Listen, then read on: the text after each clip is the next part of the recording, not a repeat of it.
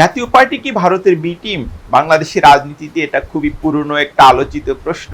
আপনাদের হয়তো মনে আছে যে 2024 সালে নির্বাচনের আগে জিএম কাদের ভারত সফর করেছিলেন। সেখান থেকে ফেরার পর সাংবাদিকরা তার কাছে জানতে চান যে সফরে কি নিয়ে আলোচনা হয়েছে। তিনি খুবই ইন্টারেস্টিং একটি জবাব দেন। তিনি বলেন যে কি নিয়ে আলোচনা হয়েছে সেটা ভারতের ক্লিয়ারেন্স ছাড়া বলা যাবে না।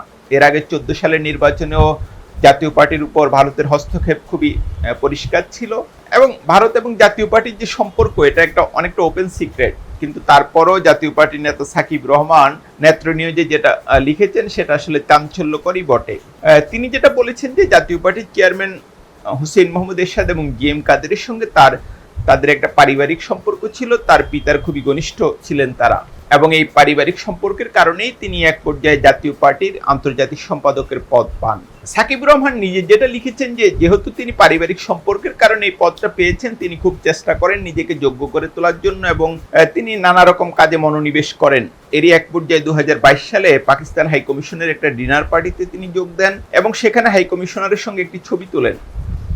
তিনি আসলে যেটা বলেছেন যে ওই হাই কমিশনারের সঙ্গে তার কোনো ব্যক্তিগত সম্পর্ক বা যোগাযোগ কখনোই ছিল না, কিন্তু এই ছবি যে তার পুরো রাজনৈতিক কেরিয়ার শেষ করে দিবে সেটা কি তিনি জানতেন? নিশ্চিত করেই জানতেন না। এই ছবিটি ভারতীয় হাই কমিশনের দৃষ্টিতে পড়ে এবং ভারতীয় হাই কমিশন এই ব্যাপারে জিএম কাদেরের কাছে আপত্তি জানায়। ভারতীয় হাই কমিশনের একজন কর্মকর্তা জিএম কাদেরকে লিখেন যে ভারতে এটা নিয়ে খুবই প্রতিক্রিয়া হচ্ছে এবং বাকি সিদ্ধান্ত জিএম কাদেরের উপর নির্ভর করে, এবং তার পরপরই সাকিব রহমানকে জাতীয় পার্টি থেকে বহিষ্কার করে দেওয়া হয়। শুধু যে পদ হারান তিনি তা না, তাকে একদম প্রাথমিক সদস্য পদ থেকেও বহিষ্কার করা হয় এবং জাতীয় পার্টির বিভিন্ন অনলাইন ওয়েবসাইটে তার যে অ্যাক্সেস ছিল সেটা বাতিল করে দেওয়া হয়।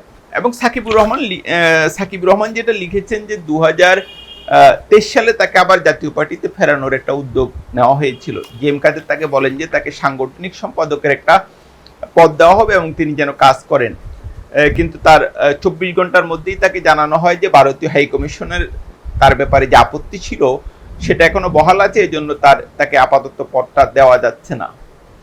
এই পুরো ঘটনা প্রবাহ একদম পরিষ্কার করে দেয় জাতীয় পার্টিকে আসলে কিভাবে নিয়ন্ত্রণ এবং পরিচালনা করে ভারত। স্বাধীন দেশের একটি রাজনৈতিক দলকে একটি বিদেশি দূতাবাস এভাবে পরিচালনা করে, এটা আসলে ভাবতেও কিছুটা বিস্ময় লাগে।